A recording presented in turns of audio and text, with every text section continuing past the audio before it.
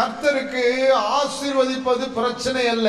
நம்மை விசுவாசத்திலே நடத்தவும் ஒவ்வொரு விஷயத்திற்கும் என் பிள்ளை என்னை நோக்கி பார்க்கிறாளா, என்னை நோக்கி பார்க்கிறானா என்பதை அவர் அடிக்கடி அறியவுமே நம்மை இந்த பாதையிலே நடத்தி கொண்டிருக்கிறார். ஒரு அல்லேலூயா சலுகமாகலாம். உங்களுக்கு எனக்கு ஒரு 10 கோடி கொடுத்து வாழ்ந்துக்கடா அப்படின்னு விட்டா நம்ம வாழ்க்கை எப்படி இருக்கும் யோசிச்சு பாருங்க. இங்க இருக்கிற நாம் யாரும் இதுல வந்து உட்கார்ந்து இருக்க மாட்டோம். எவ்வளவு வீடு கட்டலாம், எத்தனை வீடு வாடகைக்கு கொடுக்கலாம், எத்தனை கார் வாங்கலாம், வேற என்னென்னலாம் பண்ணலாம், மாசம் டிவியை எப்படி மாத்தலாம், இப்படித்தான் நாம நினைத்து அந்த பணத்தை எப்படி பாதுகாக்கலாம் என்றெல்லாம் நினைத்து நாம இருப்பேமே ஒழிய மேலே பார்க்கிறதற்கு ஒரு சந்தர்ப்பத்தை என் ஆண்டவர் ஒவ்வொரு நாளும் நமக்கு உருவாக்கி கொடுத்து கொண்டிருக்கிறார். ஆண்டவரை தேட மனம் வராது. ஆகவேதான் தாவீது அரசன் இப்படி ஜெபிக்கிறார், ஆண்டவரே நீர் அதிகமாய் தருகிறதினால் என் உள்ளம் இருமாப்படையாதபடிக்கும், நீர் குறைச்சலாக தந்து